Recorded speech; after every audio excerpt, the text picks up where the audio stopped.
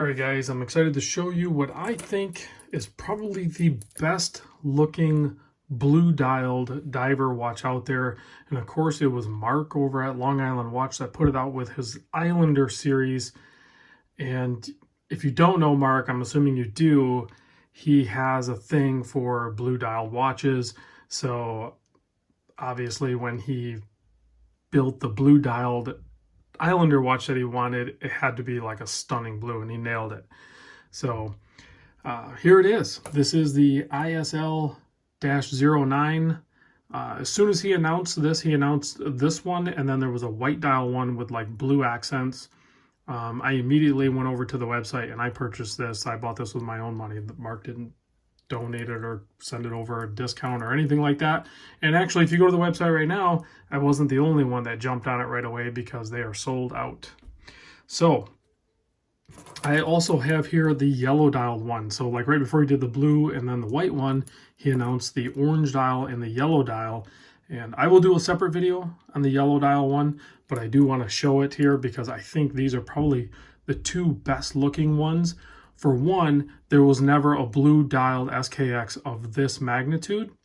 And then the yellow dialed SKX, it was always available, but a lot of people just kind of thought it was always going to be available, and now they're gone, and that's the SKX A35, and now they're demanding a high price. So the yellow one right there kind of fills that void, and quite frankly, it's kind of better in a sense. The dial is definitely more dynamic in such a way that, say, like the 5KX orange dial is slightly more appealing than maybe possibly the SKX 011.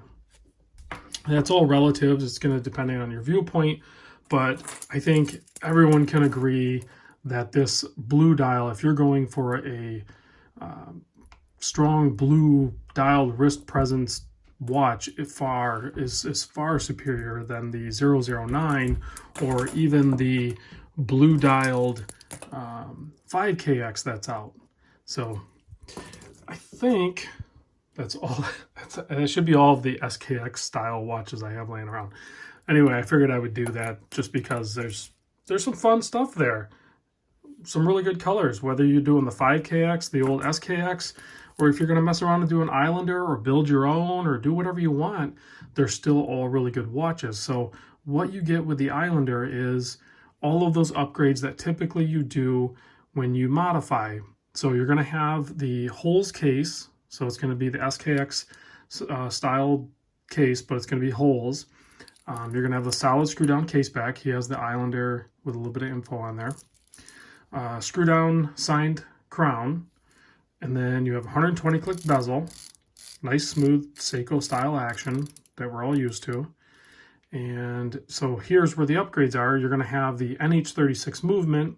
So much like the newer 5KX, or like when we were modding, or the modders in the community, we pretty much put this movement in these watches, so it's going to come factory with that.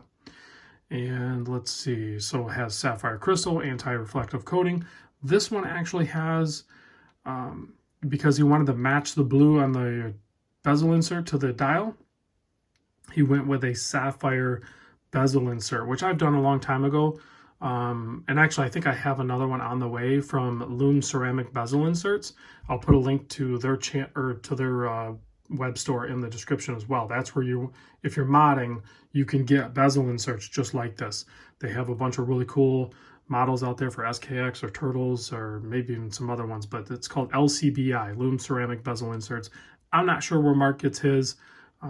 Or how that whole organization runs, but I just know in the modder community, that's where you get them, is from those guys. So then that brilliant blue dial with the applied indices. He also loomed his logo there just below the 12, and then a simple on the dial, automatic 200. So it's feature rich, and the price tag's only $299. And like I said, the blue one sold out because it is such a brilliant blue. It's kind of hard to capture. I tried to take some pictures for my Patreon members and post them up, but it's a little tricky to grab. It has a little bit of shimmer to it, and you can see he actually even matched the shimmer on the bezel insert. So everything on this watch really ties together perfect. the white outlined hands, the full white seconds hand, everything just, yeah, I mean, he nailed this colorway 100%. And then I didn't even realize it. So I'm from Michigan. I'm in Michigan, and you know how usually in your state, you're usually your sports fan, or your sports team that you are a fan of is your local state team. So the Detroit Lions colors are almost spot on for this blue and this gray or silver here. Now, I think he wanted to go white, but he really couldn't. But just because of the way the loom was going to look, it would have looked just stark white. You wouldn't have noticed anything. So the gray on there, almost like a dove gray. Well, Mark, you just made a Detroit Lions watch. And I'm sure there's a bunch of other associations you could make with these colors besides the fact that they're just really good looking. But I thought it was kind of slick that a fellow Michigander viewer of the channel in my Patreon group pointed out that it is a Detroit Lions watch. So pretty slick. I think that's a nice tie to it. So let me pop this guy on wrist for you.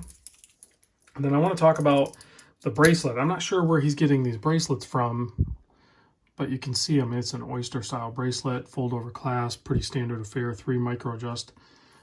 It wears great. I mean, as you would expect, any SKX style watch. And that blue is just stunning. I wish I could get some natural light shots for you that would turn out, but I'm having a difficult time doing with it. So in sizing this watch, the bracelet,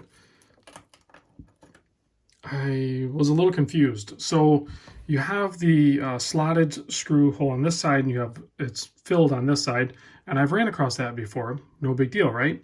So I couldn't use my normal screwdrivers. I had to use this guy. You have to find something that's a very, very thin blade.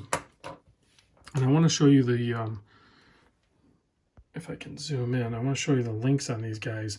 So it has this little, at first when I pulled it out, because I took the first one, I finally got it loose, and I pulled it out with some tweezers, and I'm like, oh wow, it broke off. Then I did another one, and I did another one, and they're all like this. So I don't know what this system is called, or how it's tied to it exactly, but it's intentional. So it's just a pin that goes in and secures it, and then you screw this down. This piece is tied to the pin, but all it really does is it holds the pin in place.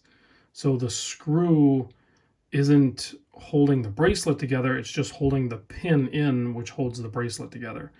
A little weird. I just have not ever ran across that particular system. I don't know what it's called or how I really feel about it, but yeah, it is what it is, I guess. So still a great watch, and you're going to be able to put whatever bracelet or strap you want on there, you know, whether it's an Uncle Seiko or a strap code, Miltat, or if you're going to run NATOs or whatever the heck you want to do. It's pretty much the standard affair. You're going to be able to get whatever you want on there. I haven't played around with it, but, you know, you could put a Jubilee on there, you know, the oysters. I don't know what else I have laying around, but just a great looking watch, guys. I was excited when he announced it. He did a really good job of capturing on his video the blue, so I knew right away that I was going to purchase. I purchased, showed up in a few days. They even come in kind of cool little packaging box. I know it's his blue and white. He's doing a good job with the marketing, and he's got a killer lineup now. He's doing even turtle-based ones, and there'll be some other ones soon. So definitely something to keep an eye out for $300. I don't know. It's pretty sweet. So let me give you that loom shot, because this one's going to have, the loom's going to be a little bit different on the Sapphire, because the way the printing is done, it actually it's all fully backed, and it's being overexposed in my camera. It's not that bad compared to like just the loom ceramic or something like that. So I'm getting some overexposure on the camera is all. So it's definitely good loom, and it's just killer looking in the daylight. So, all right, guys, thanks for watching. I'll catch you on the next vid.